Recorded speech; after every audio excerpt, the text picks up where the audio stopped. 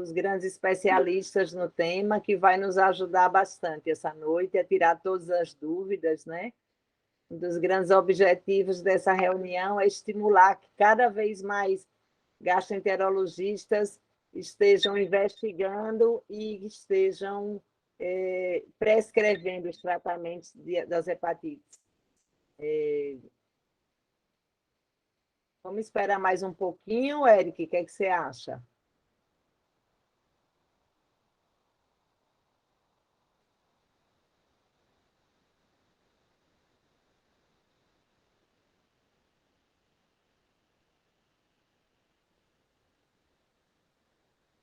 Eric, está nos ouvindo?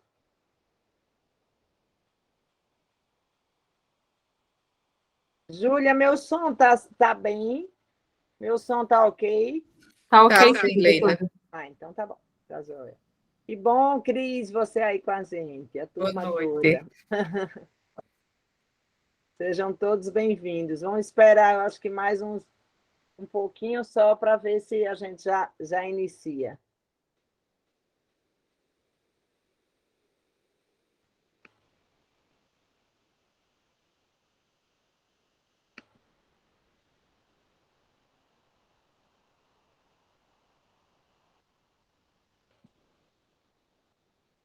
Eu acho que vocês têm acompanhado aí no nosso Instagram, que a gente tem feito bastantes ações agora nesse Julho Amarelo, inclusive a gente estendendo isso para o interior, né? A Bruna está nos ajudando lá muito também em Arapiraca, junto com a turma de lá toda, promovendo palestras sobre hepatites virais e algumas ações também.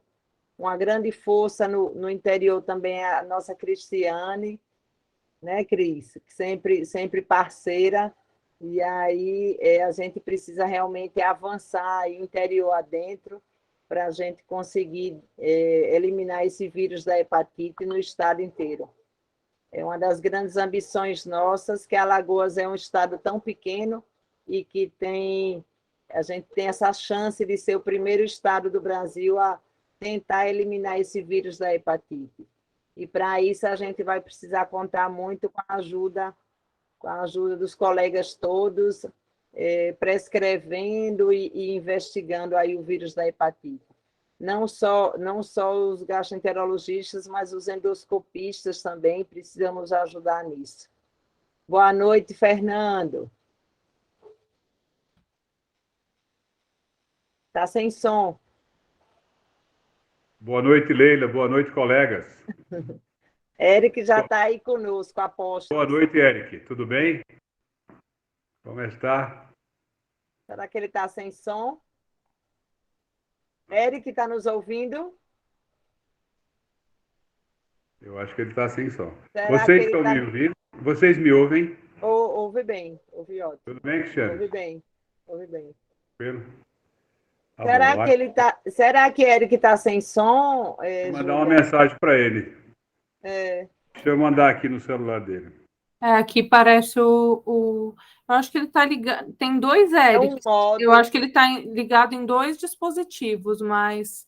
Eu estou tentando conectar aqui. Sim. Boa noite. Já ouvimos sua voz. Estou tentando conectar aqui. Você está em dois. Você está em dois, é verdade.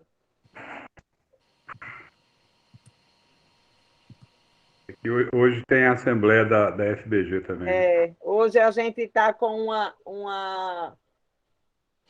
uma dificuldade a mais, Eric, porque a gente está com a assembleia da FBG no mesmo dia. Na verdade, eu não atentei para isso e a gente não... E também toda essa agenda, né, do Julho Amarelo é uma agenda bastante cheia para todo mundo, e aí termina que fica meio sem opção, porque na segunda-feira a gente também tem o curso da FBG, aí na terça tem as atividades da SOBED, né? E aí termina ficando meio sem opção de data, aí terminou chocando com a Assembleia da FBG, e alguns colegas não puderam estar presentes hoje. A hora que você quiser começar, Leila. Vamos lá, eu acho que vale a pena começar. A Júlia já está gravando, não é isso, Júlia?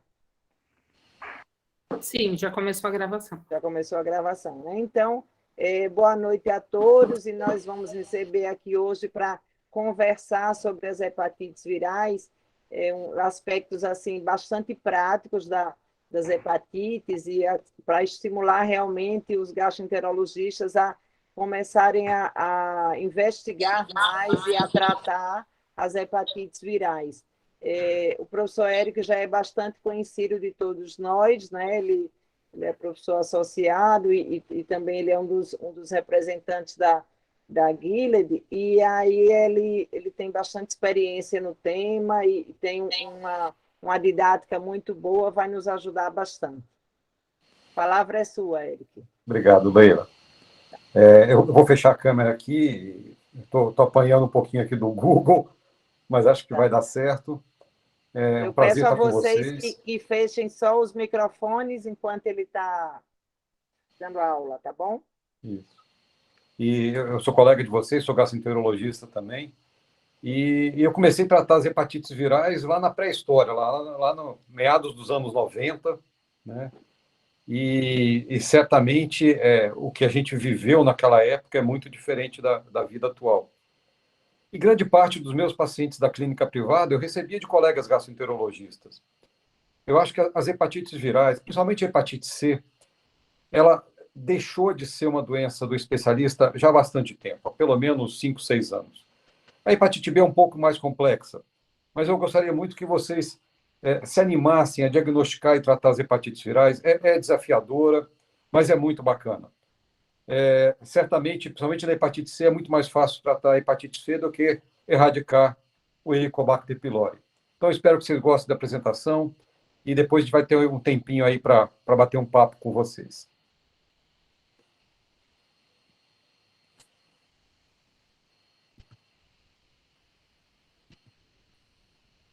Como a Leila falou, eu trabalho atualmente na Gilead. A Gilead tem medicamentos tanto para hepatite B como para hepatite C, então isso é um conflito de interesse. E interessante quando a gente fala dessas infecções crônicas, HIV, HBV, HCV, a gente tem focos distintos no tratamento. O tratamento da hepatite C é curativo, você cura a infecção. Aquele paciente cirrótico ou que está evoluindo para cirrose, ele pode ainda ficar com uma sequela no fígado, deve continuar acompanhando. Aquele paciente com hepatite C com fibrose leve a moderada, você cura a infecção e dá alta para esse paciente. Já na hepatite B, é semelhante com HIV. Você tem uma infecção crônica que você tem tratamento, mas não tem cura. Como diabetes é assim, como hipertensão arterial é assim, são doenças em que você trata o paciente, você consegue evitar as complicações da doença e, com isso, ele tem uma sobrevida normal, vivendo, por exemplo, com a infecção pelo HBV. E é muito interessante que há 6, 7 anos atrás, a Organização Mundial de Saúde, ela emitiu uma meta de eliminação, não é erradicação, é eliminação das hepatites virais como problema de saúde pública. Então, não significa que se a gente conseguir atingir essas metas, isso vai deixar de aparecer em 2030. E até porque 2030 está logo ali, né? Mas a meta da OMS seria redução de casos novos, tanto de hepatite B como de hepatite C, em 90%, que 80% das pessoas fossem tratadas e que a gente conseguisse redução de mortalidade de 65%. 2/3. Certamente, com os medicamentos que a gente tem, a redução de mortalidade é o mais fácil de alcançar. Mas, para isso, o primeiro passo é o diagnóstico. A gente precisa saber que a pessoa tem hepatite B ou tem hepatite C. Vou começar pelo alfabeto, vou começar pela hepatite B, depois a gente passa um pouco também sobre o tratamento da hepatite C. Nem toda doença que não tem tratamento não vale a pena tratar. No caso da hepatite B, vale muito a pena tratar. A melhor resposta que a gente teria com o tratamento da hepatite B seria a supressão virológica a longo prazo, sustentada. Isso é muito infrequente no tratamento da hepatite B. É tão raro que a gente não pensa nisso como uma meta. Pode acontecer às vezes, Mas, geralmente, quando a gente para o medicamento, volta a aparecer o vírus. É aquele paciente hipertenso que está bem controlado, você tira o antihipertensivo, a pressão dele volta a subir. Mas existem alguns endpoints secundários no tratamento da hepatite B que são muito importantes. Por exemplo, normalização de transaminase, isso é, diminuir a inflamação no fígado, melhorar histologicamente o fígado, reduzir a fibrose, reversão da cirrose, tá? E alterações sorológicas. Agora, uma mensagem. Provavelmente esse tratamento para hepatite B vai ser ad eterno. Porque toda vez que a gente tenta interromper o tratamento, é muito frequente que o vírus volta. Um dos complicadores do tratamento da hepatite B é a quantidade de guias que existe, cada uma falando uma coisa sobre critério de tratamento. Comecei a aula falando de HIV e HCV. Hoje, quando você tem infecção pelo HIV ou pelo HCV, somente você ter o vírus já é critério para tratamento. Para hepatite B, não. Nem todo paciente com infecção crônica pelo vírus B tem critério para tratamento. A gente trata os pacientes que têm hepatite B crônica, que tem inflamação no fígado. Então, hoje a gente imagina que dos pacientes cronicamente infectados, talvez 30% tenham indicação de estar em tratamento. E cada vez se discute mais a ampliação disso, ampliação desses critérios para que mais pessoas tenham o benefício do tratamento. Mas hoje o que a gente imagina é que 1/3 dos pacientes com infecção crônica preenchem critérios para tratamento, independente do critério que seja. E a gente avalia muito carga viral e aminotransferase. Paciente com carga viral alta e transaminase alta, esse paciente, todas as guias falam que tem que tratar. O problema é a zona cinza. É aquela transaminase pouca coisa alterada, a carga viral não muito elevada. Existe muita dúvida se esse paciente teria ou não benefício do tratamento. E como é que é feito o tratamento? Basicamente, hoje a gente utiliza análogos nucleosídeos ou nucleotídeos. O interferon, que a gente já utilizou muito para hepatite B e para hepatite C, mesmo para hepatite B, ele fica bem não diria nem segundo plano, a um quarto plano, pouca gente utiliza, pelos efeitos adversos. Esses análogos são extremamente seguros do ponto de vista de efeito adverso de curto prazo, então o paciente usa um comprimido por dia e tem muito pouca queixa daquele uso. Mas é muito importante, como é um tratamento a longo prazo, que esses medicamentos sejam seguros a longo prazo. Hoje, o que a gente tem disponível no Brasil para tratamento é o tenofovir TDF, como primeira opção, e como segunda opção, o entecavir e o TAF. A gente vai entrar um pouquinho sobre essas opções terapêuticas. O mecanismo de ação desses análogos, de todos eles, do entecavir, do TAF, que é o tenofovir alafenamida, ou do TDF, é mesmo. Eles são inibidores da transcriptase reversa. O interferon é um imunomodulador. É um medicamento que vai agir no sistema de defesa do organismo para que a defesa do organismo combata a infecção. E o que a gente tem de dados de eficácia? Quando a gente pensa, por exemplo, em supressão viral, a gente consegue suprimir a replicação do vírus hepatite B com esses análogos na grande maioria dos pacientes. Os pacientes HBAG positivos, eles começam o tratamento com uma carga viral mais alta. Então, demora um pouco mais para negativar, para ficar suprimido. Mas os pacientes HB negativo, eles já começam com a carga viral mais baixa, mais rapidamente, e num percentual maior, a gente consegue supressão virológica. Lembrar, gente, que vírus bom é vírus morto. Então, o ideal é que uma das metas do tratamento seja a indetectabilidade do HBV-DNA. Então, você usa o medicamento até ele ficar indetectável. E tem aqueles endpoints secundários que eu comentei com vocês, do ponto de vista de melhora histológica, de melhora da inflamação. E a inflamação a gente mede principalmente pela dosagem da aminotransferase, da ALT. Apesar de não ser um exame muito fidedigno, é o que a gente sempre utilizou, é um exame barato, é o que baliza a gente. É claro que, como qualquer exame, pode ter alguma falha, mas a aminotransferase normal significa que a inflamação no fígado está controlada. Um dos problemas sérios que a gente tem é o que é a ALT normal. E uma coisa muito interessante que a gente aprendeu com a hepatite C é a respeito de o que é a ALT normal. Quando a gente tem um paciente com hepatite C que tem a ALT perto do normal e a gente cura a infecção, essa ALT do paciente, depois da cura, fica muito normal, fica muito baixinha. Então a gente começou a desconfiar que a ALT normal não é 40. A ALT normal é 25, 30, é mais baixo que isso.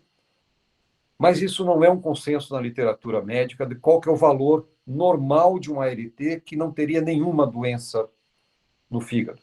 E aí eu falo de esteatose, hepatite viral, hepatites medicamentosas, alcoólicas e tudo mais. Espera aí que... Pronto. Esse slide é bem interessante, de um colega da Grécia, do Jorge Papatheodorides, foi apresentado no ISO em 2019, e ele avalia, por elastografia, que é um exame não invasivo, mede a rigidez do parênquima hepático, a reversão da cirrose por elastografia, não por biópsia hepática. Então, ele bota um ponto de corte de 12 quilopascais como diagnóstico de cirrose. Ele trata os pacientes com hepatite B por 5 anos, ou com TDF ou com Entecavir, e depois de 5 anos ele repete a elastografia. E olha que interessante, 3/4 dos pacientes que usaram por 5 anos TDF, eu não vou dizer que eles não eram mais cirróticos, eles tiveram uma redução da fibrose hepática por elastografia, que ficou abaixo de 12 quilopascais, mostrando então que o parênquima ficou menos duro.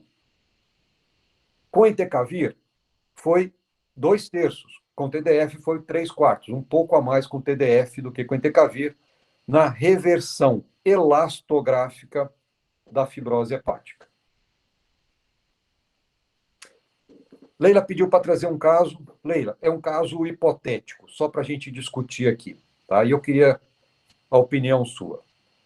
Estou falando de um homem, 60 anos de idade, tabagista, sobrepeso, hipertenso, pré-diabético. Isso é, com fatores de risco também para doença cardiovascular, para esteatose hepática, sedentário. Esse cara não é um paciente incomum no dia a dia nosso. Ele está nos nossos consultórios. Uso antihipertensivo, uso hipolipemia antioral, HbSAg positivo, HbE negativo, com uma história desse diagnóstico de hepatite há muito tempo, mais de 15 anos. Logo que foi feito o diagnóstico, lá em 2006, falou que passaram um remédio para ele, ele tomou durante um tempo, não sentia nada, com o remédio também não sentiu nada, nem melhora nem piora, abandonou o tratamento, abandonou o segmento. Volta em 2020, faz alguns exames na época, e em 2020 ele já tinha plaqueta baixa, 120 mil plaquetas. Fez exames, o médico pediu outros exames, volta agora em 2022. Continua com plaqueta baixa, ele tem uma carga viral não muito alta, menos de 10 mil unidades por ml, uma transaminase que não chega a ser em nenhum momento o dobro do valor normal, transaminase tocada, né? Uma glicemia um pouco alterada, uma relação LDL colesterol HDL. O HDL dele não é muito bom, mas está usando um bom hipolipemiante, um triglicérido de 180. Leila, o que você acha desse paciente? Oi, Eric, muito bom essa suposição, que é muito paciente de vida real mesmo, né? Você jogou esse paciente, mas é o que a gente realmente vê no dia a dia. E ele apresenta bem as coisas que você falou anteriormente, né?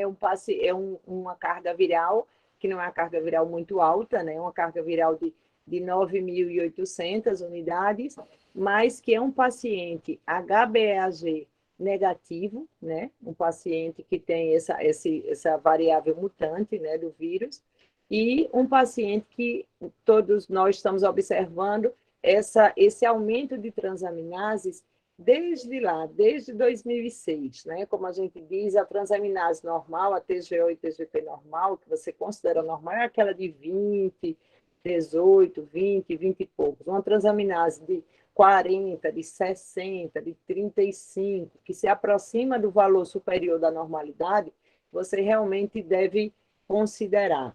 Esse paciente apresenta também uma deterioração dessa função hepática. A gente tem observado que o nível de plaquetas dele vem piorando, né? Vem reduzindo ano a ano, e isso é uma das características realmente que a gente tem que prestar atenção, né? A gente, hoje em dia, para o tratamento das hepatites virais, a gente leva muito em consideração esses índices não invasivos, né? Que seria o APRI e o FIB4, né? Que levam em consideração o número de plaquetas, isso é bastante importante. Então, em qualquer centro onde você estiver, os residentes e os ligantes que estão aqui nos ouvindo, estão participando da nossa reunião também, eles têm na mão, né, esses dois índices que você, em qualquer calculadora que você tiver de forma gratuita no seu celular, você vai calcular o APRI e o FIB4, e aí, com isso, a gente tem condição de avaliar de forma não invasiva se esses índices vêm apresentando um agravamento e uma piora, né? E aí, esse paciente, realmente, eu acho que merece ser tratado, Eric, e aí você vai nos falar mais. Eu gostaria também de ouvir outros colegas que tratam bastante, como o Fernando Barreiros, como a Cristiana. A turma que quiser se manifestar, já fala para a gente. Vanina, que vai ser a nossa futura presidente da SAG, também está aqui conosco. Todos que puderem opinar, eu acho interessante, porque é uma coisa que abrange uma discussão que é um caso, apesar de ser um caso hipotético, mas é um caso um caso diário nosso, né? Um caso Exato. muito semelhante ao caso de vida real. É uma pergunta que ele não estaria na zona cinza? E eu vou fazer uma outra pergunta. Ele não tem uma doença metabólica no fígado? Ele não tem uma esteatohepatite? Fernando, ajuda a gente aí. Fernando, você está com o microfone desligado.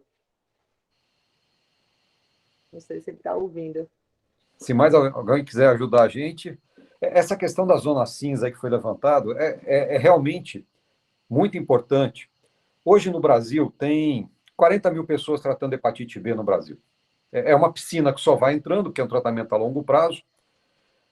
A gente tem no Brasil 250 mil pessoas diagnosticadas com infecção pelo vírus B. Se mais ou menos um terço tem critério para tratamento, e o PCDT brasileiro é bastante amplo no critério, eu deveria ter aí quase 100 mil pessoas em tratamento com os pacientes já diagnosticados no Brasil, sem fazer nenhum novo diagnóstico. Talvez essa complexidade de indicar ou não tratamento é que dá essas dúvidas, principalmente na questão da zona cinza. Se esse paciente tivesse carga viral extremamente alta e transaminase muito alterada, a gente não estava discutindo esse caso aqui, todo mundo era consenso que tinha que tratar e tudo bem. E pode ser até que ele tenha uma doença metabólica no fígado também, que é mais um fator agravante para evolução ruim para cirrose, para carcinoma hepatocelular, quem tem que tomar mais cuidado ainda. A Andréa também está participando da reunião, doutora Andréa Agra. Quer falar um pouco sobre esse caso, Andréa, Cris? Vamos estimular aí a discussão. Andréa, seu microfone está desligado. Boa noite. Estou entrando agora que eu estou vendo o caso. É um paciente, André, já diagnosticado há muito tempo, que nesse decorrer do tempo, as plaquetas dele que eram normais ficaram baixas. 120, 130 mil. Mas eu estou falando aí de uns 15 anos já de diagnóstico. É um caso hipotético isso, né? Só para a gente discutir aqui isso, né? E ele tem um fator de risco importante para a doença hepática, que é hipertensão, pré-diabetes, sobrepeso, né, que eu poderia pensar que ele tem uma doença metabólica no fígado, um NASH. Associada, exatamente. E aí, como é que a gente separa o joio do trigo, né? Qual que é a doença mais importante? Eu trato as duas, né? Chegou a fazer biópsia? Fez biópsia esse paciente? Não. Não, nunca biopsiou. Ele tem uma elastografia com CAP alto, está mostrando que esse paciente deve ter uma esteatose, né? Tem um APRI, um FIB4 borderline aí para doença avançada, mas essa plaqueta baixa me diz muito a respeito de uma fibrose bem avançada, né? Já está com a filtração glomerular. Está tratando a hepatite B? Não, ainda. Não. Sim. André, é um caso hipotético, mas um caso muito tá. semelhante, é um caso de vida real. Ele quer ouvir a nossa opinião, baseado nos guidelines todos, se mereceria entrar em tratamento ou não. Não é isso, Eric? Exato. Eu botei exatamente um paciente na zona cinza, para que não ficasse muito óbvio que ele tem critério para tratamento, né? E botei uma outra doença no fígado, que é muito comum, que é a esteatose, né? Só para complicar um pouco, para enriquecer um pouco a nossa discussão aqui, né? Eu acho que esse paciente, mereceria tratamento. Ele já está com a plaqueta baixa, né? Uhum. É um paciente que tem um fator de risco para outro tipo de doença que também seria mais grave ainda, né? Que agravaria mais ainda a doença dele. Ele tem essa carga viral de 9.800, feito agora em fevereiro, né? Recente. Isso. E é um paciente limítrofe, mas essa plaqueta eu acho que eu trataria, Eric. Eu acho que era um paciente que mereceria um tratamento. Beleza. Eu vou falar um pouquinho sobre o tratamento da hepatite B, depois a gente volta nesse mesmo caso no final. E principalmente, Eric, pelo fato dele ser um HbA1c negativo, né? Sim. Exatamente. Né? Um vírus mutante que a gente não um outro olhar, até mesmo de todos os consensos, né? Com relação ao paciente HbA1c negativo e aquele paciente que tem acima de 30 anos, que é o caso dele, paciente com já 61 anos, né? Então, eu acho Exato. que teria realmente a indicação de tratar, ao meu ver, sim. Você levantou um ponto muito importante, Leia, que é a idade. É um fator muito importante na decisão ou não de tratar. Então, pacientes com mais de 30 anos de idade, esse paciente tem o dobro, eles têm um prognóstico mais reservado se não forem tratados, né? E lembrar que esse cara já tem um diagnóstico há muito tempo, não dá para a gente deixar esse cara aí perdido na vida, que um dia ele pode aparecer para a gente com um nódulo no fígado já de todo o tamanho, né? Hoje, como é que está o tratamento de hepatite B no Brasil? Então, tem uma droga de primeira escolha, que é o TDF, e a gente só não usa o TDF se esse paciente tiver alguma contraindicação. Então, assim, todo mundo que tem hepatite B deveria usar o TDF. Se você tiver algum motivo para não usar o TDF, você pode usar ou Entecavir ou o TAF. Todos os dois estão disponíveis na rede pública. A lamivudina, esse ano, deixou de ser uma opção terapêutica. Então, com essa nota técnica, a lamivudina está fora. Todos os pacientes de lamivudina têm que trocar para um outro esquema. Lembrar que os pacientes experimentados a lamivudina não devem usar Entecavir, porque cria resistência. Então, quem é experimentado a lamivudina ou vai para TDF ou vai para TAF, dependendo dos critérios. E os critérios para não usar o TDF, por essa nota técnica, é o que vocês estão vendo aqui na tela. Então, paciente, por exemplo, cirrótico, tá? Não deveria usar o TDF. Se ele é CHAI-A, compensadinho, nunca usou lamivudina, usa Entecavir. Se ele é compensado e já usou lamivudina, vai para TAF. CHAI-B ou C, isso é, cirrótico descompensado, vai para Entecavir 1 miligrama. Gente, isso aqui é o protocolo, a nota técnica. Tem uma série de críticas científicas em cima disso, mas é o que está valendo aqui. Outro motivo para não usar o TDF: alterações ósseas, tem aqui 4 motivos na tela, ou alterações renais. Não precisa ter mais do que uma desses motivos para não utilizar o TDF. Lembrar, então, que o TDF, apesar de ser uma droga extremamente potente do ponto de vista de supressão viral, não é uma droga segura a longo prazo do ponto de vista ósseo e renal. Por isso que esses são motivos para a gente não utilizar o TDF nessa população. Espera aí, acabou aqui. Pronto. Então, como é que a nota técnica está na decisão terapêutica? Primeiro, preenche critério para tratamento, aí tem que pegar o PCDT e ver critério. Transaminase, carga viral, idade, história familiar de carcinoma hepatocelular, tudo isso é levado em consideração para ver se preenche critério.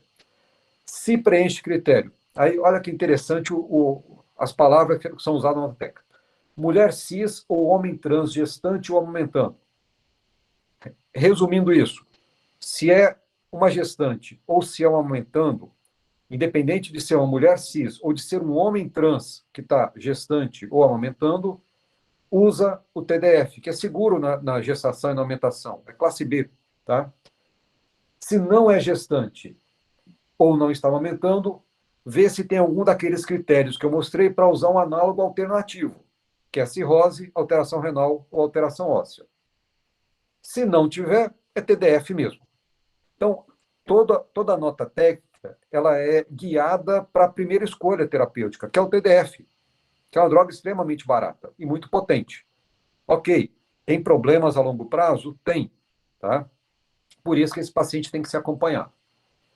Se esse paciente tem algum daqueles critérios para uso alternativo, aí a gente vai perguntar, você já usou lamivudina?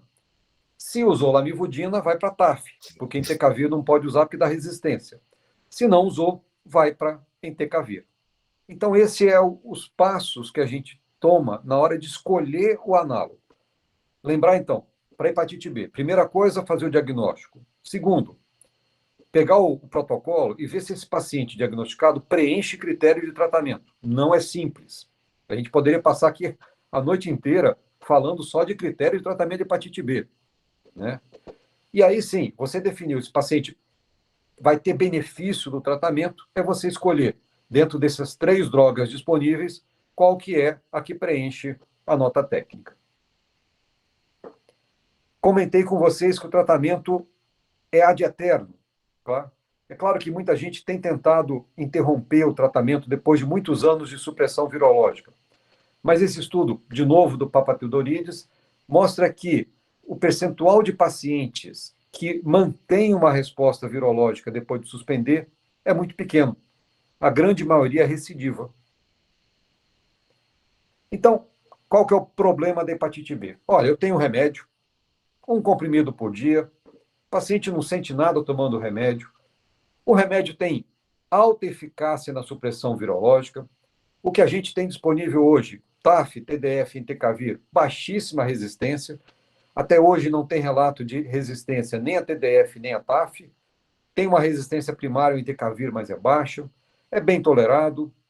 Agora, o que acontece? A população com hepatite B está envelhecendo, porque a meninada está sendo imunizada já há muitos anos, então por isso que esse paciente que eu trouxe tem 60 anos ou mais, e tem comorbidade, gente. A gente passa de certa idade, a pressão sobe, o diabetes aparece, a tireoide fica ruim, o rim vai para o saco. Então, é isso que é o normal do envelhecimento do organismo. E tem estudos mostrando que pacientes com hepatite B, eles têm mais comorbidades do que um controle sem hepatite B da mesma faixa etária. Então, eu tenho mais diabetes, mais hipertensão, mais alterações renais, somente como fator etiológico, presença do vírus B, do que quando eu comparo o mesmo grupo, mesma faixa etária, mesmo gênero, sem hepatite B. Então, a escolha do tratamento, como é um tratamento a longo prazo, a gente precisa pensar em eficácia e segurança a longo prazo. E aí que entra um pouquinho o TAF, que é essa droga nova que está aí, chegou agora, tem 2 meses aí que vocês estão utilizando. Vou passar rapidinho aqui sobre o TAF, só para vocês entenderem esse novo player aí, esse novo medicamento que está disponível. Primeiro, o que age é o tenofovir. O que vai agir dentro do hepatócito para combater a infecção é o difosfato de tenofovir, esse TFV que vocês estão vendo na tela. Tanto o TDF como o TAF são prodrogas. O tenofovir, o TFV, não é absorvido pelo trato digestivo. Não adianta dar tenofovir oral que não vai funcionar. O TAF e o TDF funcionam, porque eles são eletricamente neutros, conseguem passar pelo trato digestivo, chega no plasma e chega no hepatócito. Problema do TDF, meia-vida muito curta. Rapidamente, o difosfato, o fumarato de tenofovir hidroxila vira TFV no plasma, e esse TFV é eliminado por essa enzima transportadora de ânions orgânicos, esse OAT, aí, pelo rim. Diferença do TAF, extremamente estável no plasma. Libera pouco TFV no plasma, eu tenho pouca lesão renal, pouca tubulopatia com TAF. Isso é muito interessante. Eu tomo 300 miligramas de TDF por dia. A dose equivalente do TAF é 25 miligramas, é menos de 1/10. E mesmo tomando menos de 1/10 do que eu tomaria de TDF, eu chego dentro do hepatócito com 5 vezes mais de fosfato de tenofovir com TAF do que com TDF. Porque tudo que eu tomo chega onde precisa, dentro do hepatócito. No TDF, grande parte fica no plasma e causa lesão renal, perda de fosfato e lesão óssea. Aqui eu vou passar rapidinho os estudos. Isso aqui são resultados de 5 anos de estudo, que comparou TAF com TDF. Esse primeiro gráfico aqui da esquerda, eu tenho a questão de supressão virológica. Vocês podem ver que as linhas são absolutamente sobreponíveis. Isso é, a eficácia de suprimir o vírus com TAF e TDF é a mesma. Quando eu venho para normalização de ALT, aqueles pacientes, por exemplo, essa linha mais escura aqui embaixo, que estavam com TDF, tiveram menos normalização de ALT. A partir do momento que eles passam a tomar o TAF, eles voltam a ter normalização de ALT como o grupo que estava tomando o TAF. Mas talvez o mais importante seja aqui, ó, parâmetros renais. E eu botei essa setinha no momento das trocas. Eu tenho essa linha aqui embaixo, um rosa mais claro, 96 semanas, 2 anos de TDF. Esse paciente passa do TDF para TAF.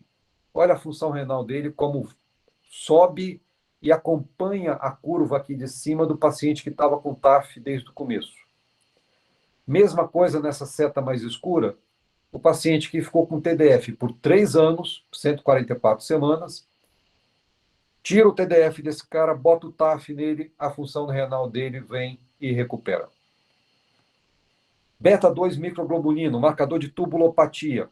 A mesma coisa, só que invertida. Quanto menos beta-2, menos lesão tubular. E aqui eu tenho, a partir do momento da troca, eu tenho a queda, perdão, essa seta está mal colocada, a seta estaria aqui, ó, 96 semanas. Eu faço a troca de TDF para TAF, beta-2 microglobulina cai. Aqui na semana 144, eu faço a troca de TDF para TAF, beta-2 microglobulina cai, mostrando que não tenho mais tubulopatia associado ao TDF. E com isso, eu vou ter menos osteopenia e osteoporose. Um fator extremamente importante que a gente observou com o tempo é a alteração de lípides. Lembrar desse nosso paciente, ele é hipertenso, pré-diabético e tem dislipidemia. Uma coisa que o TDF faz, o TDF ele é hipolipemiante, ele tem um efeito hipolipemiante. Não é que o TAF aumenta colesterol, é o TDF que reduz colesterol. Então, o que acontece? Os pacientes que estão usando o TDF, observa aqui no gráfico do colesterol. É nítido aqui na semana 96, ele para de usar o TDF, vai para o TAF e o colesterol dele vai para a linha basal. Eu perco o efeito hipolipemiante do TDF. O colesterol não sobe. O problema é que isso acontece também com HDL colesterol, com bom colesterol. Então, no final, no frigir dos ovos, a relação colesterol total HDL, ela é constante o tempo todo. Porque o efeito hipolipemiante do TDF, eu reduzo o colesterol total, mas também reduzo o HDL colesterol. Então, do ponto de vista risco cardiovascular, é absolutamente neutro, tanto o TDF como o TAF. Esse estudo foi apresentado no SLD o ano passado, é muito interessante. Esse gráfico parece complicado, mas não é.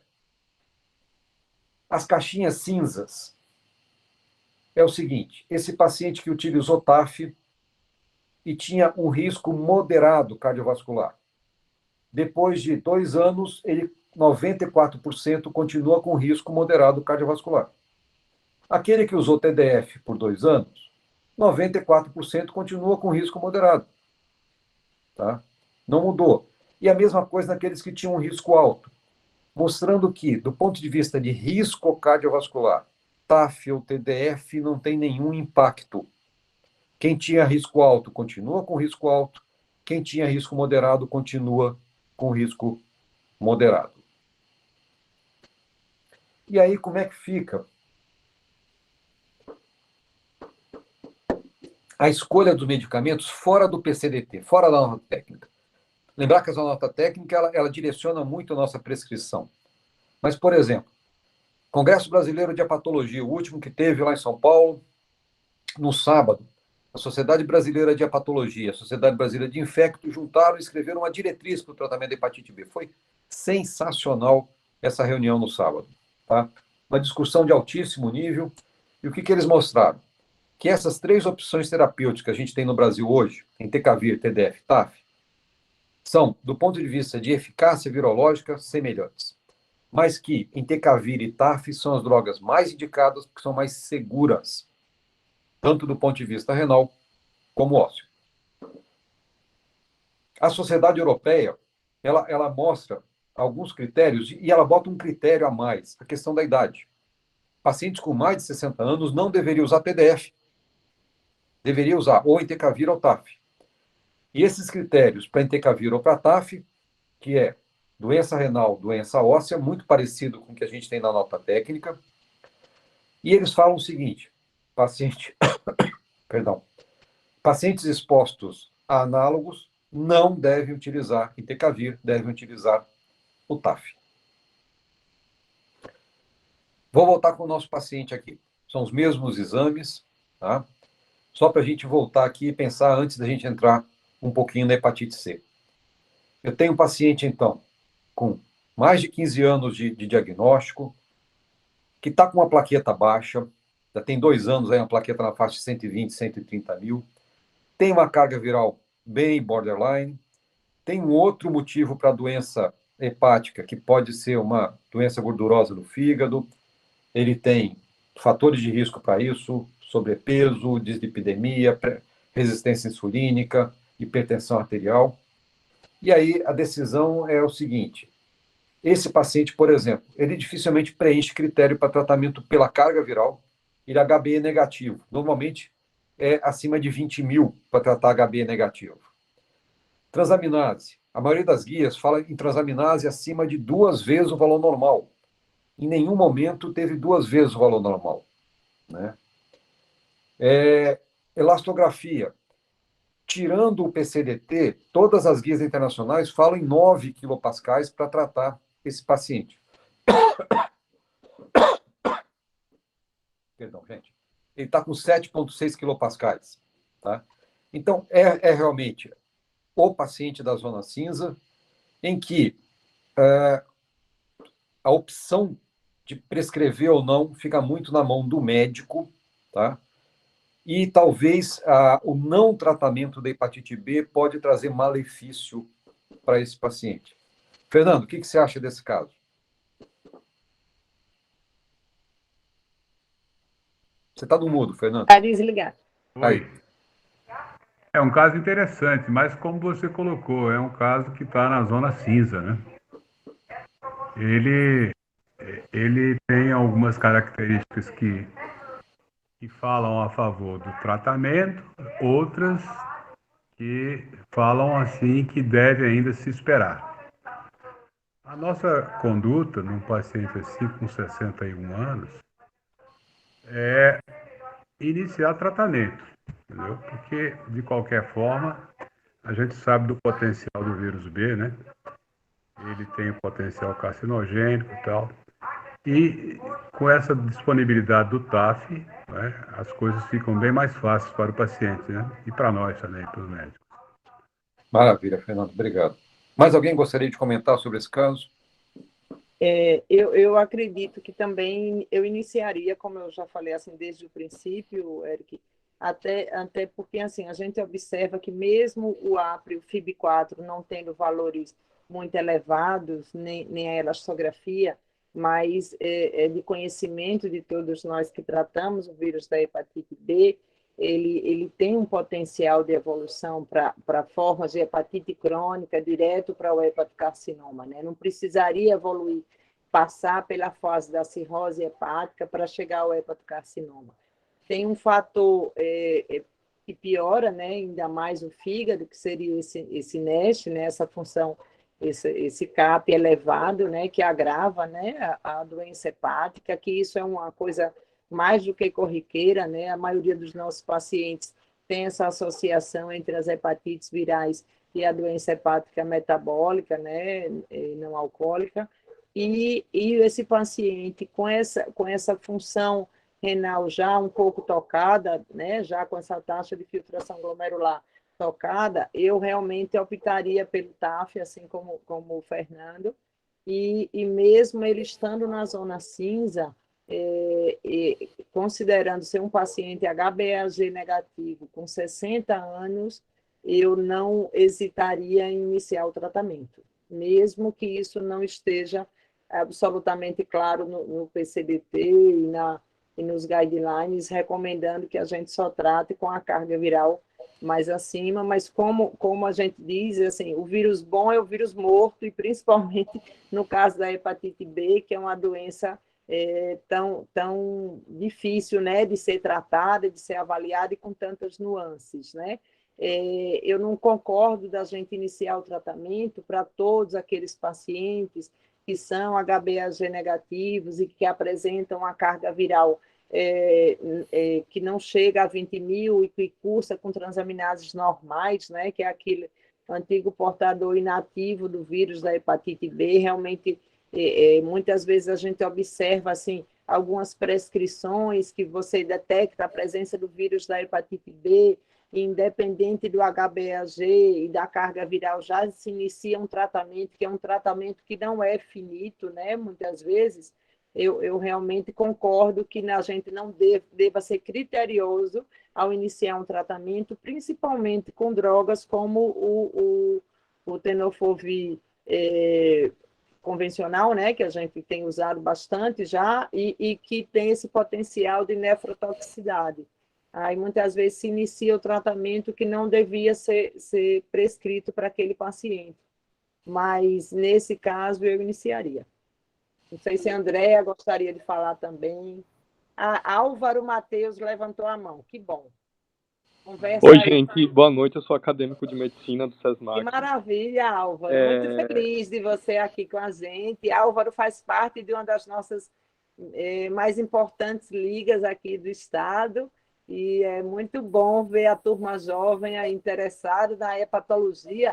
Exatamente. Ele é um dos que a gente convidou e que participou com a gente, do jovem hepatologista, e a gente fica muito feliz com a presença das ligas aqui ao nosso lado, estimulando essa nova geração a serem novos hepatologistas. Eu que agradeço o convite. Assim, pela discussão que vocês falaram, ficou muito claro que, embora o paciente esteja na zona cinza, o que mais está fazendo, quer dizer, entrando a favor do tratamento é justamente a idade do paciente. E aí, levando em conta que é um caso hipotético, se esse paciente ele tivesse, por exemplo, 30 a 40 anos e não tivesse nenhuma doença imunossupressora, a gente entraria com tratamento para esse paciente ou não? Quer responder, Leila? Ótima pergunta. Fica a bola com você aí, Eric. Olha, nessa faixa etária, Álvaro, eu acompanharia ele mais um tempo. Eu acho que a gente brinca muito da história do filme do paciente da hepatite B. Ele pode vir hoje, colher alguns exames e está com uma coisa, amanhã tem outra coisa. Então, é um paciente que você precisa acompanhar durante algum tempo para você realmente entender o que está se passando com o fígado. Lembrar que hoje, a gente chegou até a comentar um pouco sobre biópsia hepática, esse paciente não tem elastografia. A elastografia, ela mede fibrose. E um dos critérios para tratamento da hepatite B é a atividade inflamatória, que eu não consigo ver com o exame não invasivo. Os exames não invasivos, APRE, FIB4 e a própria elastografia, eles só me mostram se o paciente tem fibrose avançada ou não. Já a biópsia hepática, ela me dá uma ideia também da atividade inflamatória. E se esse paciente mais jovem não tiver uma fibrose avançada, mas tiver uma atividade inflamatória avançada, e lembrar que isso não necessariamente vai cursar com transaminase muito alta, então esse paciente também teria critério para tratamento. Então, hoje em dia, praticamente não se faz mais biópsia hepática, mas talvez um ou outro paciente muito selecionado para hepatite B, talvez fosse útil uma avaliação histológica melhor do fígado nesse sentido. Mas, para esse paciente aí que você falou, na faixa de 30 anos, até 40 anos de idade, eu acompanharia mais um tempo. Uma coisa que me chama muita atenção desse paciente é plaqueta, mas aí ele tem um outro motivo para a hepatopatia, que pode ser a doença metabólica dele. Mas é muito boa a colocação sua. Perfeito, obrigado.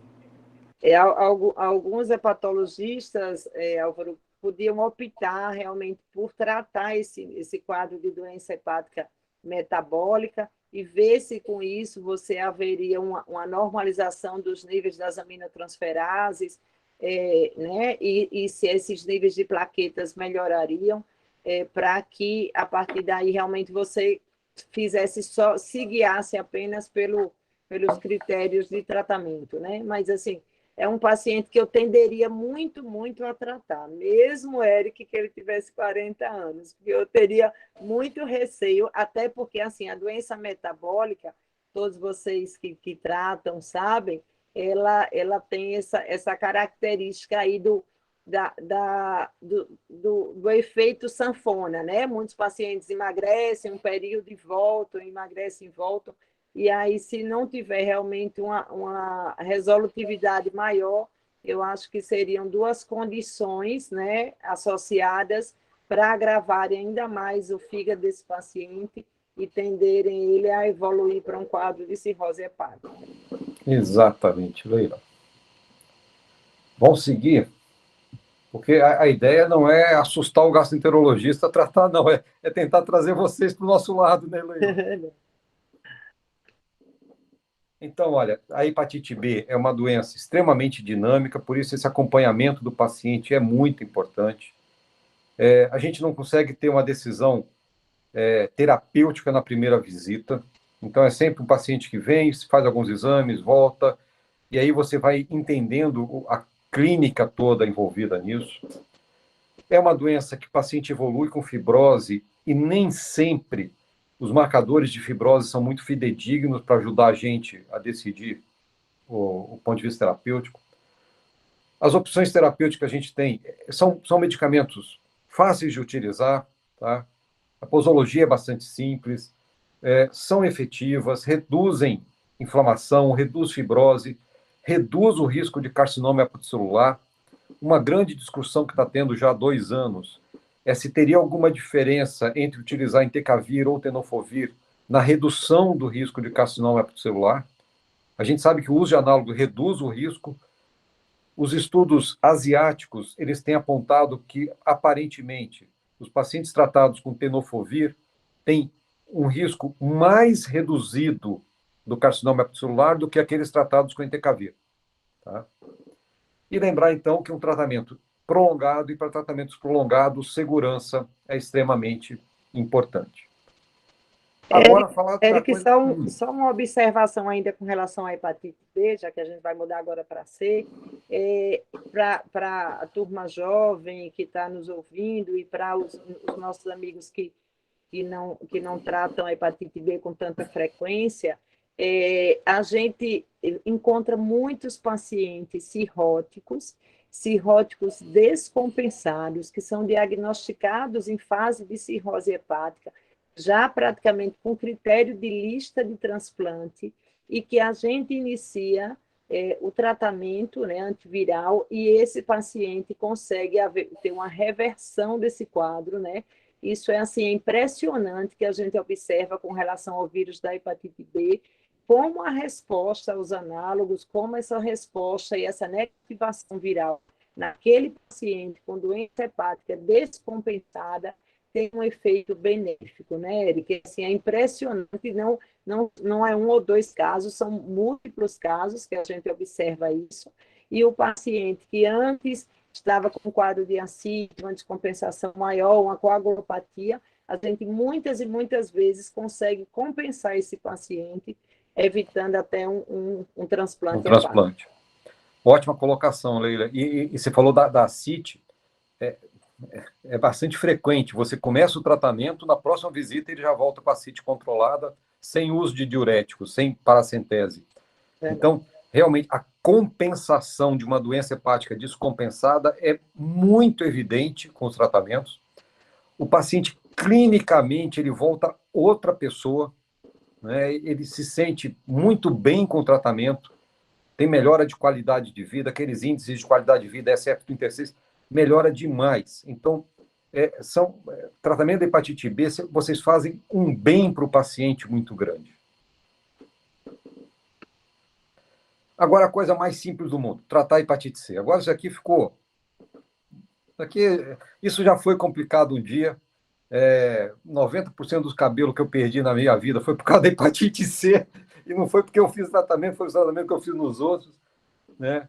De uma coisa extremamente complicada, que tinha que ficar na mão não só do especialista, mas do especialista em tratar a hepatite C, por uma coisa extremamente simples, graças aos medicamentos antivirais de ação direta. Então, está muito tranquilo hoje tratar a hepatite C.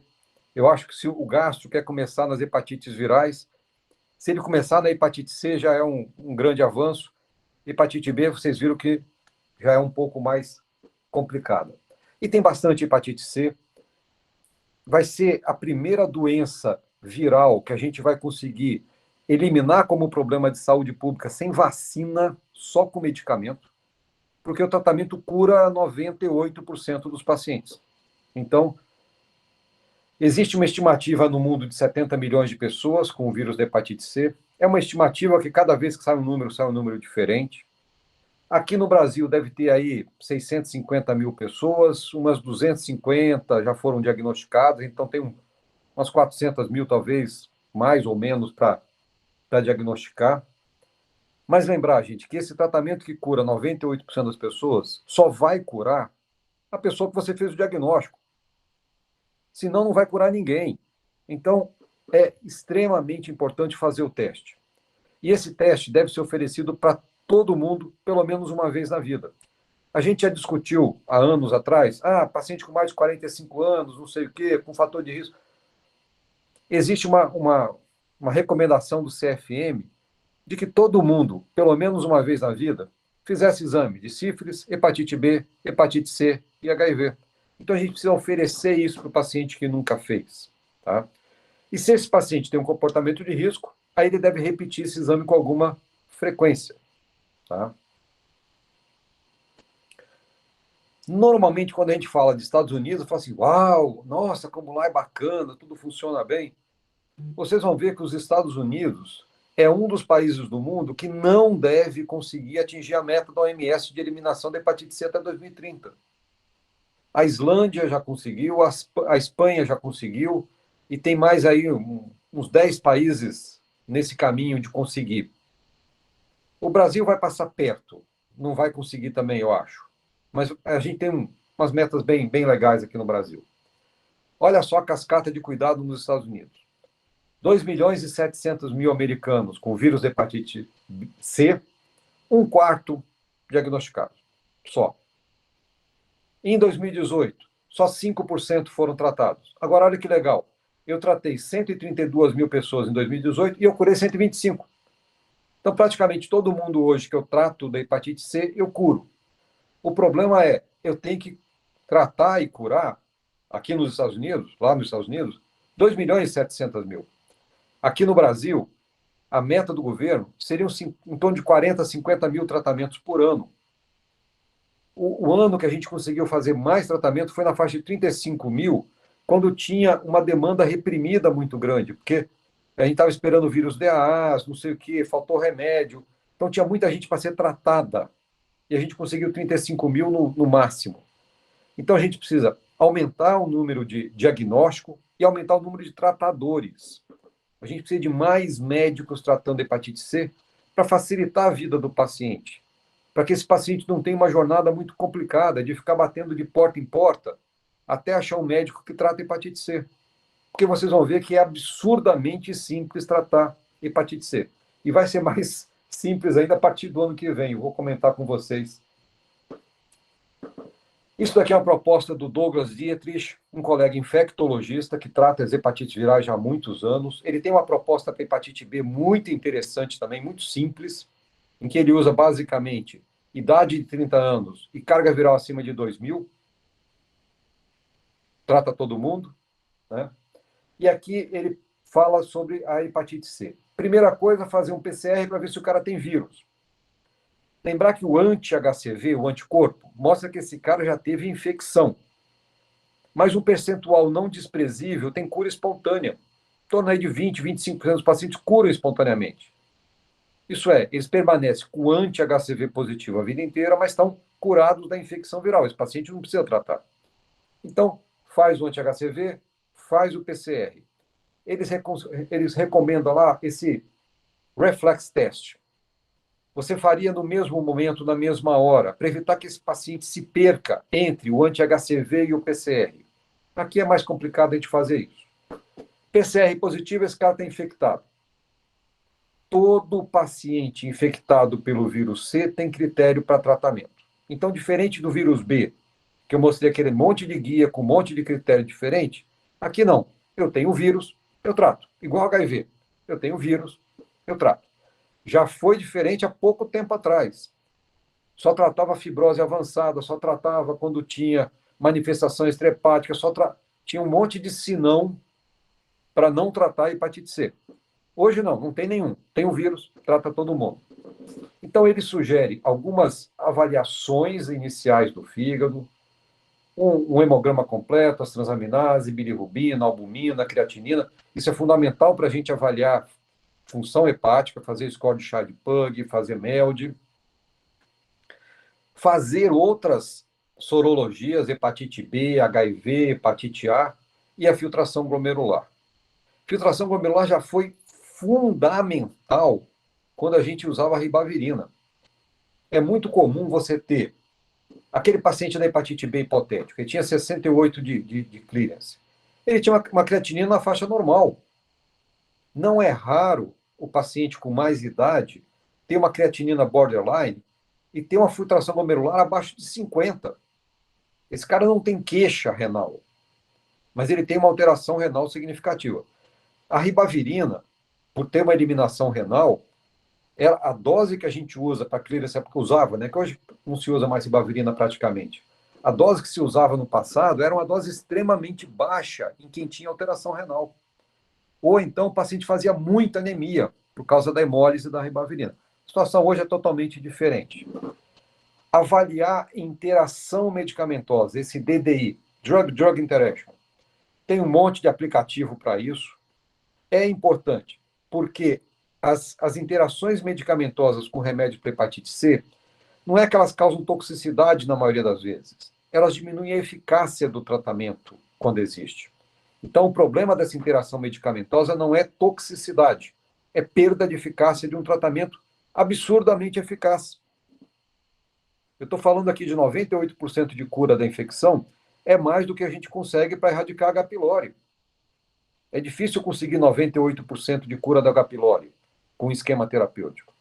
Aqui eu consigo 98% de cura da infecção da hepatite C. Hoje, a gente tem 2 medicamentos no Brasil disponíveis, o Sofvel e o Glepib. São 2 drogas combinadas no mesmo comprimido, são as opções que a gente tem disponíveis hoje pelo SUS. E depois de 12 semanas do tratamento, a gente faz a avaliação de cura desse paciente. Se esse paciente não curou, gente, é porque não tomou remédio, porque cura todo mundo, é muito tranquilo. Ou então, uma das questões que eu comentei é da questão da interação medicamentosa. De novo, um caso clínico hipotético, só para ilustrar, aqui é bem mais simples do que na hepatite B. Eu tenho paciente genótipo 1A. O genótipo já foi muito importante para a gente tomar decisões terapêuticas. Hoje, com essas duas opções terapêuticas, esses dois esquemas funcionam para todos os genótipos. Eu não preciso mais de genotipagem. Genótipo 1A era um genótipo que respondia mal aos IPs. Então, precisava saber. Genótipo 3 não era muito bom também. Então, precisava saber a genotipagem até para ver prognóstico. Hoje acabou. Carga viral, 5,8 log. Uma carga viral média, nada demais. Não muito alta, nem muito baixa. Também foi uma coisa que no passado já era importante. Hoje eu não preciso saber a carga viral, preciso saber se o cara tem vírus. Se ele tem 1, 1.000, 10.000, 100 milhões, ok. Os tratamentos não perdem mais eficácia com carga viral muito alta. Esse cara usa inibidor de bomba de próton. Hoje em dia, eles botam na caixa d'água da cidade, né? Omeprazol, todo mundo toma omeprazol. Estou falando com colegas gastroenterologistas. Eu trouxe a história do IBP só para lembrar da questão das interações medicamentosas. Um exame físico, um IMC de 26,8, vai nictérico, uma discreta hepatomegalia, baço não palpável, então não tem sinal muito de hipertensão portal, fez endoscopia, gastrite antematosa leve de antro, o feijão com arroz da endoscopia digestiva, não tem varizes. Ultrassom, aparentemente uma esteatose hepática moderada, talvez a doença hepática hoje mais comum que tem. Os exames laboratoriais aí, tem uns de 3 anos atrás, 2 anos e pouco atrás, pré-pandemia, aí vem a pandemia da Covid-19, esse cara desaparece e volta agora, quando começou a melhorar um pouco a situação. Uma plaqueta normal, no limite inferior da normalidade mais normal, uma hemoglobina muito boa, uma albumina de 4,2, excelente, 0,7 bilirrubina, 1,3 de creatinina, uma filtração glomerular de 75, boa para a faixa etária de 57 anos, um HOME-R de 5, um AP de 1,5, um FIB4 de 2,7. Então, é um paciente que descobriu hepatite C por acaso, fazendo exame de rotina, tá? Tem o vírus, eu fiz o PCR e deu positivo, então não tem essa discussão que a gente teve da hepatite B de critério de tratamento. O paciente tem que tratar, todo paciente merece o tratamento. Vocês viram nesse caso clínico alguma coisa que chamou a atenção de vocês? Nesse caso, Eric, o maior problema justamente é essa história do uso crônico do IBP, né?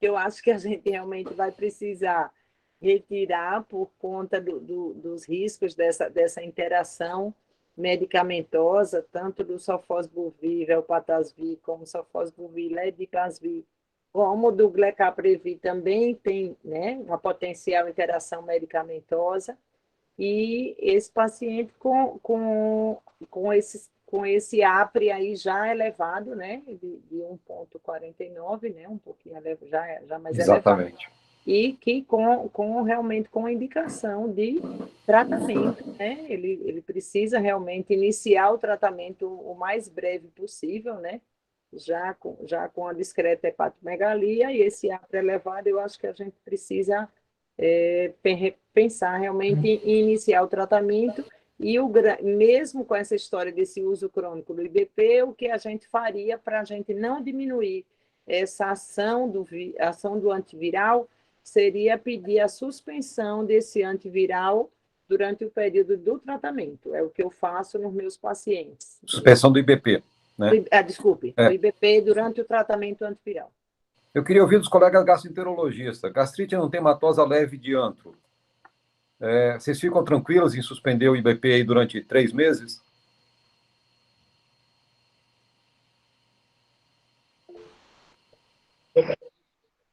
Martinha, se manifeste. Boa noite, meus amigos, minha amiga noite. Leila, todo mundo. É um caso importante da hepatite C, que a gente tanto precisa ouvir uma evolução maravilhosa com esses novos tratamentos. Mas, quanto à gastrite, não há a menor importância em fazer tratamento contínuo com IBPs. Se faz o período, não há necessidade nenhuma de fazer tratamento contínuo, principalmente uma gastritezinha enantematosa. Não há necessidade. É realmente para se suspender e iniciar o tratamento antiviral da hepatite C. Maravilha, obrigado. O que a gente tem para tratar a hepatite C? Hoje, falei, tem esses inibidores de protease, que terminam todos eles com Previr, então a gente tem o Glecaprevir, e para resgate daqueles 2, 3% que falharam, a gente tem o Voxilaprevir. E sempre associação de medicamentos, não é monoterapia. Então eu tenho, por exemplo, o Glecaprevir com Pibrentasvir, que é um inibidor NS5A, então 2 drogas de mecanismo de ação distintos. Eu tenho o Sofosbuvir com o Velpatasvir, e eu tenho, para resgate, Sofosbuvir, Velpatasvir e Voxilaprevir. Graças a Deus tem nome comercial esses bichos, porque o nome dessas drogas são bastante complexos. Mas é bem mais simples do que... E todas essas drogas que vocês estão vendo aqui na tela, Sofdacla, Sofcima, a gente começou por aqui, todas elas foram aprovadas no Brasil, mas o que ficou para 2021, 2022, porque a gente ainda tem um estoquezinho de Sofled, de Harvoni, foi associação de Sofosbuvir, Velpatasvir e Pibrentasvir, Glecaprevir, né? Que são esses esquemas pangenotípicos. E como é que a gente usa? O Sofvel, 1 comprimido por dia, independente de alimentação, durante 12 semanas para todo o perfil de paciente. Desde o cara que não tem fibrose nenhuma até o cirrótico descompensado. O cirrótico descompensado, os estudos mostram que associar ribavirina aumenta a taxa de cura. Naquele paciente que não poderia utilizar ribavirina, por exemplo, com comprometimento renal grave, tá? Eu deveria estender para 24 semanas o tratamento. É o único caso que eu estenderia o tratamento, passaria de 12 para 24 semanas. Para o paciente que tem função renal muito comprometida, clearance abaixo de 30, o governo comprou um pouco de Glecaprevir e Pibrentasvir. Então, paciente que tem função renal acima de 30, todo mundo trata com Sofvel.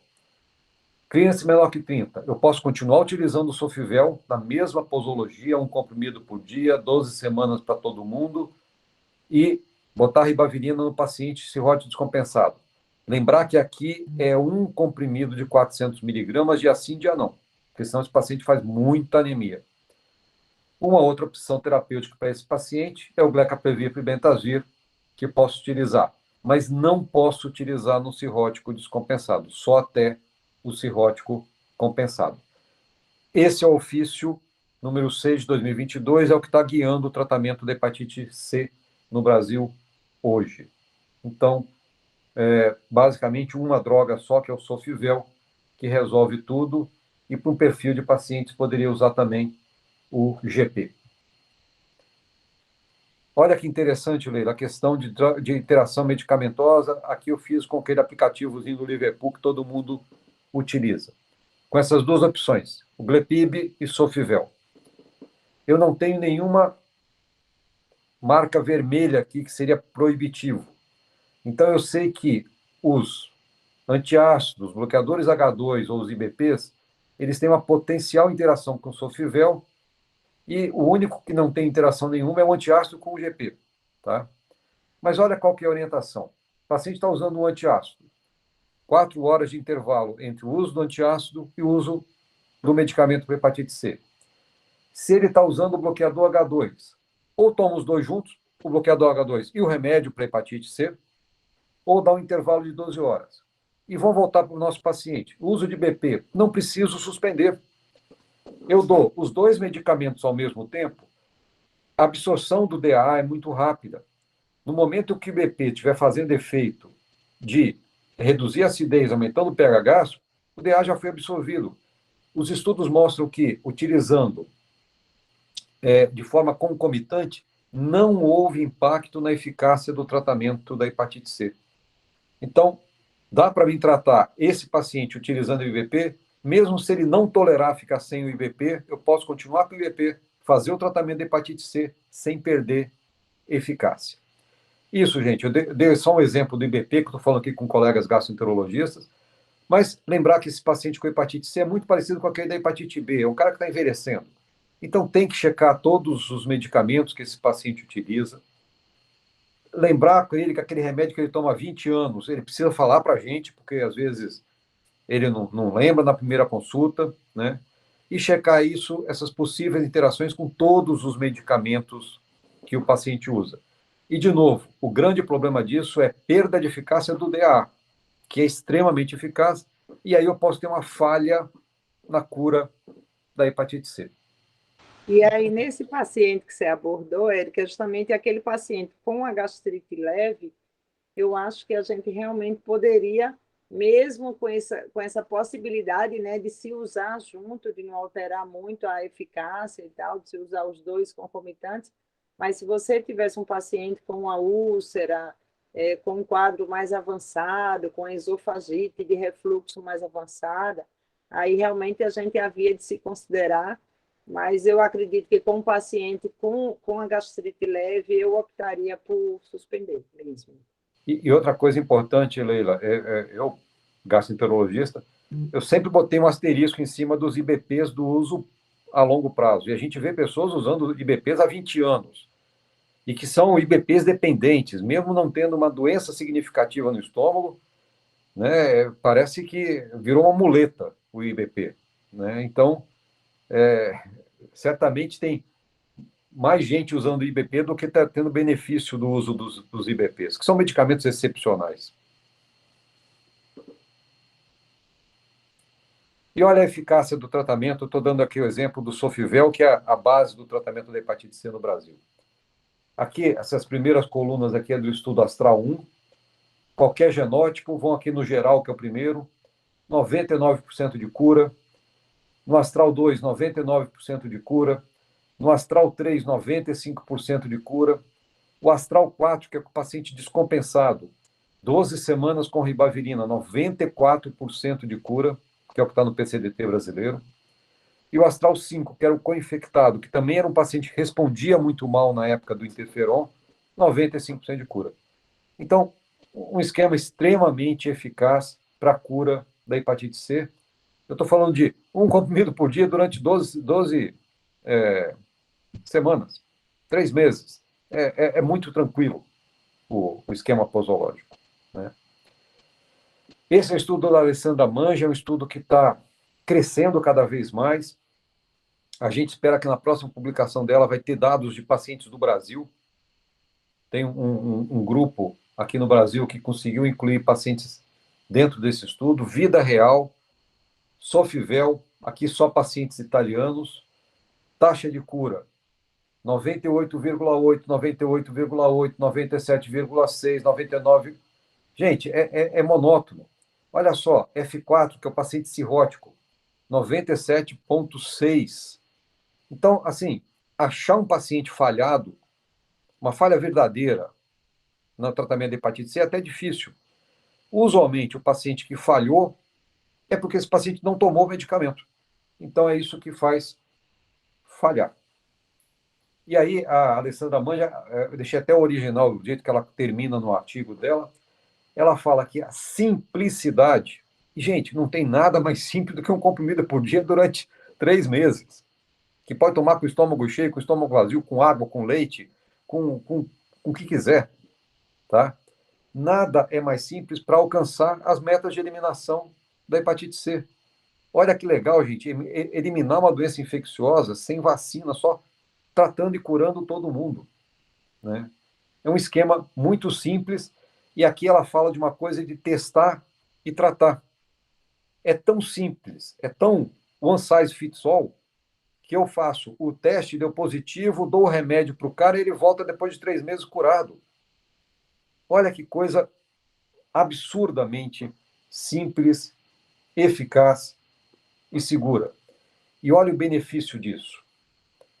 Um estudo americano tá? Dos veteranos, muitos veteranos com hepatite C, por causa principalmente do uso de droga. 15 mil pacientes fizeram parte desse estudo, e eles foram ver aqueles pacientes curados aqui nesse verde claro e os não curados. Redução de mortalidade por qualquer causa. Não é só por doença hepática, não, por qualquer causa. Quase 80% de redução da mortalidade com benefício da cura da infecção.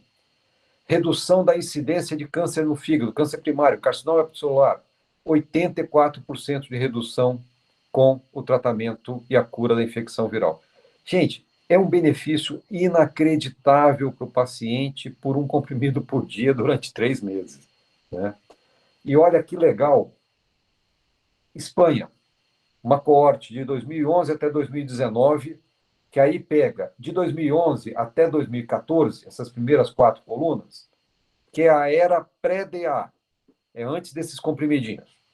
O que a gente tinha? Hepatite C é a barrazinha mais escura aqui de baixo. Eu tinha mais ou menos 50% dos pacientes eram hospitalizados por algum motivo relacionado à hepatite C. Começou os DAs, a hospitalização, 44, 38, 36, 31, 27. Caiu pela metade a necessidade de hospitalização por hepatite C na Espanha. E olha a morte por cirrose. Lembrar que o OMS falou de uma redução de 65% até 2030. De 2011 até 2014, a mortalidade por cirrose por vírus C era em torno de 50% dos pacientes. 41, 30, 23, 22. Olha o benefício da cura da infecção com esses medicamentos. Então, assim, um tratamento extremamente simples, mas o primeiro passo é sempre o diagnóstico. Depois diagnosticado, vê se o cara tem vírus. E aí, gente, é muito tranquilo tratar e curar. Voltando para o nosso paciente, esse aqui é um paciente bem mais simples, tá? De novo, o objetivo aqui não era ver critério de tratamento, porque todo mundo preenche critério de tratamento no Brasil. Isso é um benefício do nosso PCDT, que evoluiu muito no passar dos anos, deixou de tratar só doente grave para tratar todo mundo, né? Mostrando que esse paciente, então, precisa de uma avaliação. Essa checagem das interações medicamentosas é importante, sim, sempre para evitar algum tipo de falha terapêutica. Eu acho, Leila, essa que eu queria conversar com vocês hoje, né? Tentar trazer um pouquinho do que a gente tem de 2022, tanto na hepatite C quanto na hepatite B. Espero aí que os nossos colegas gastroenterologistas fiquem animados em entrar por esse campo também da hepatologia, que é fascinante, é desafiador, é tudo de bom. É verdade, Eric. E para os mais jovens, muito obrigada, viu, Eric? A sua aula foi muito, muito boa, assim, pegou os pontos principais. Esses 2 casos foram muito casos assim, de vida real.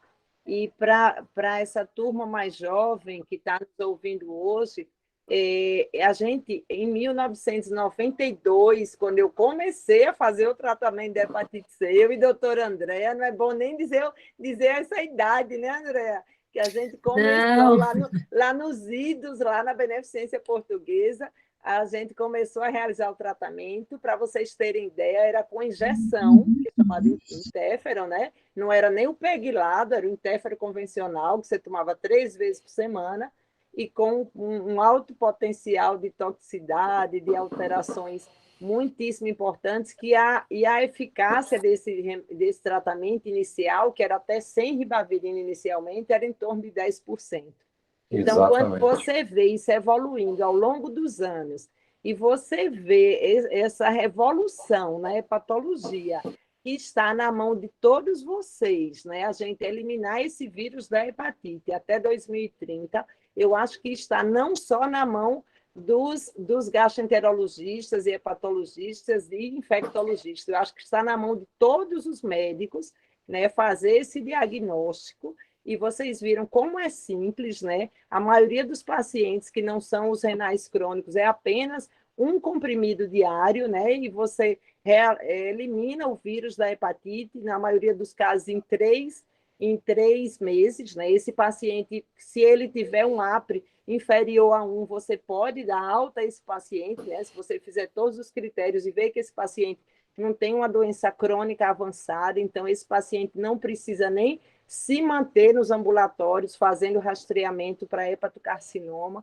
é um paciente realmente considerado curado, então eu acho que está nas nossas mãos, nas mãos dessa turma jovem, nas mãos da turma mais antiga, nas mãos de todos os gastroenterologistas, dos médicos todos, realizarem essa testagem, né? Seja você de que área for, os estudantes estão aqui conosco também, mesmo que eu gostaria que todos seguissem a hepatologia, né? Puxando a sardinha para a minha brasa, né? Que todos fossem hepatologistas, mas seja o que vocês forem fazer na vida de vocês, todo paciente, como o doutor Érico falou, merece, pelo menos uma vez na vida, fazer a testagem para o vírus da hepatite C e da hepatite B também, logicamente, e aí, a partir daí, eliminar esse vírus como problema de saúde pública até 2030. Né? Leila, Eu acho que assim, esse tema da SBH desse ano é que eu acho que foi muito, muito bom, né? Saber é poder, né? Eu acho que foi muito exatamente.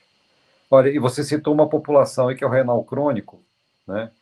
Hoje, tanto o Sofvel como o GP pode ser utilizado nessa população.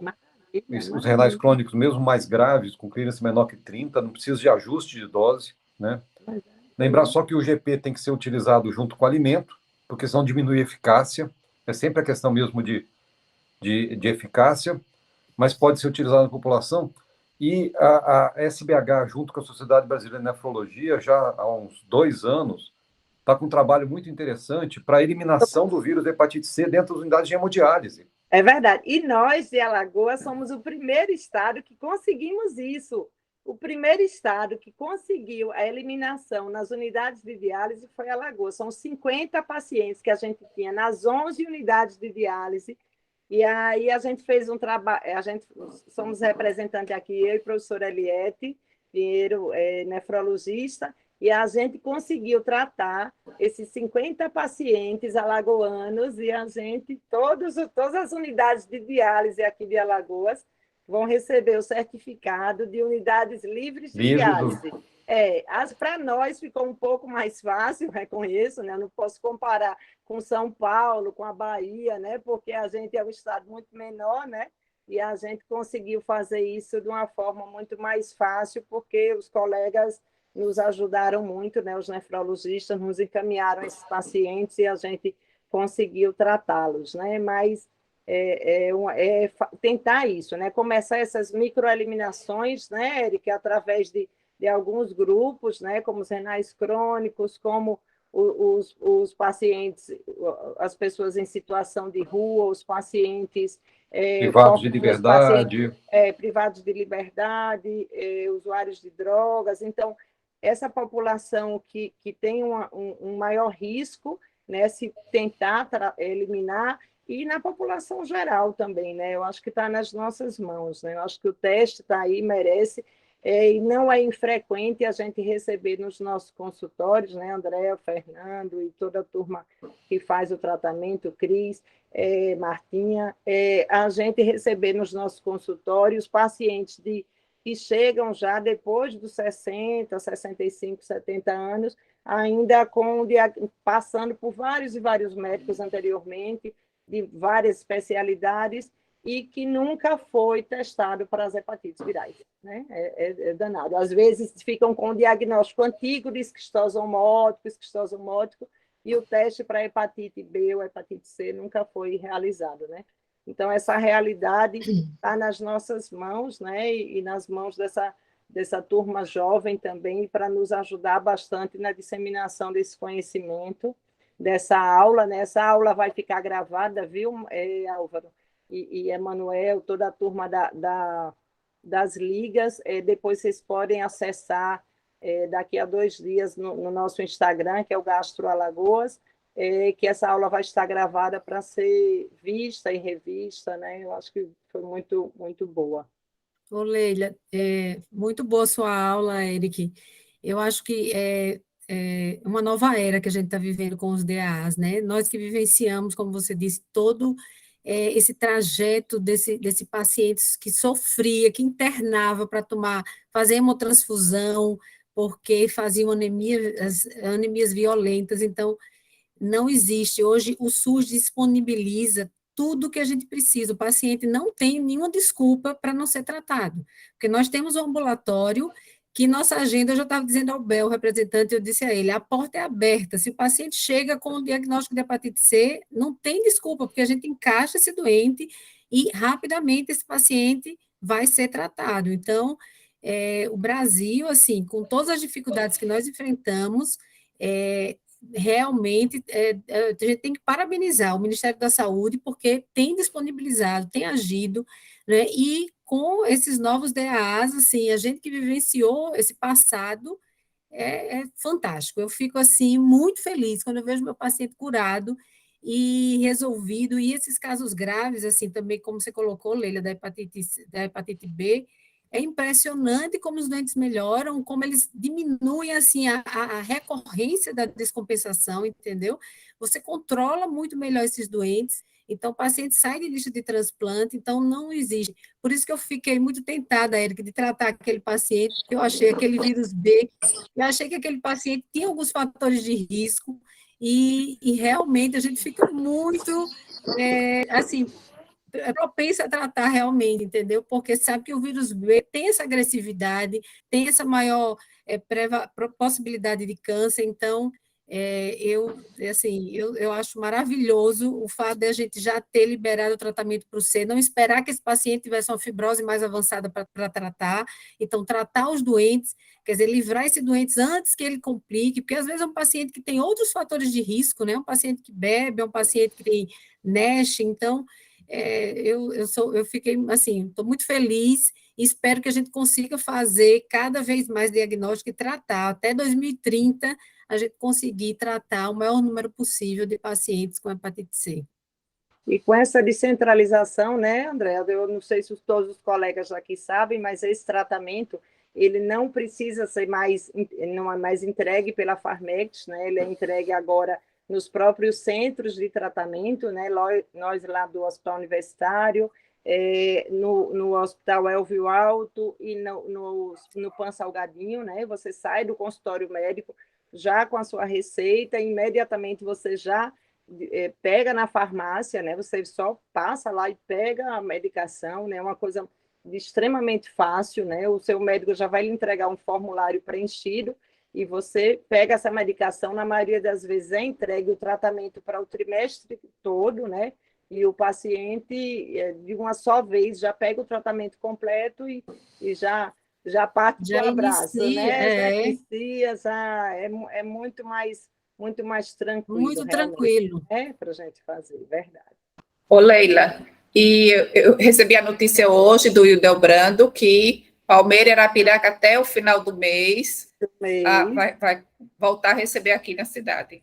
É uma maravilha, porque, assim, Érico, a dificuldade nossa que a gente tinha, a doutora Cristiane Jatobá é uma das grandes referências nossas lá em Palmeira dos Índios, e tem a turma de Arapiraca, que é Bruna, Moniquiara, é uma turma muito boa, que realiza um tratamento nessas grandes cidades do interior, e que os pacientes precisavam se deslocar para cá, para continuar pegando essa medicação aqui no centro de tratamento.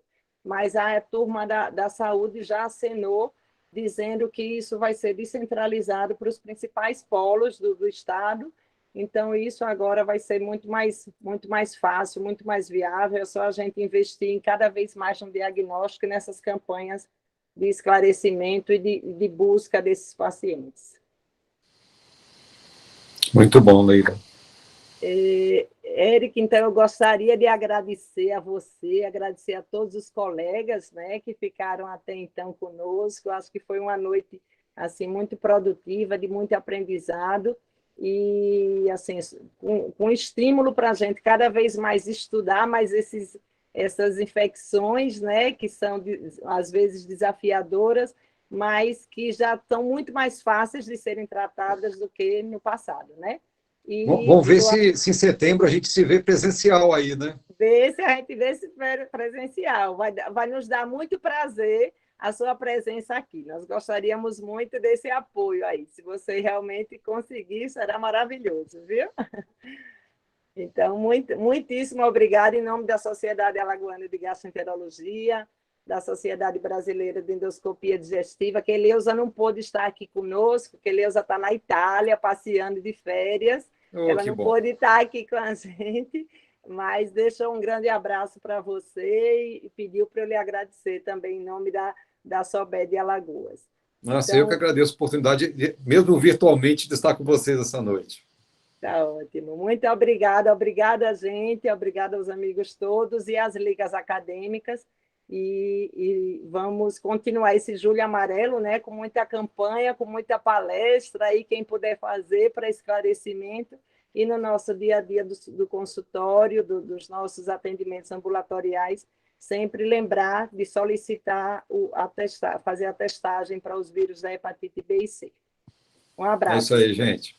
Boa noite para todos.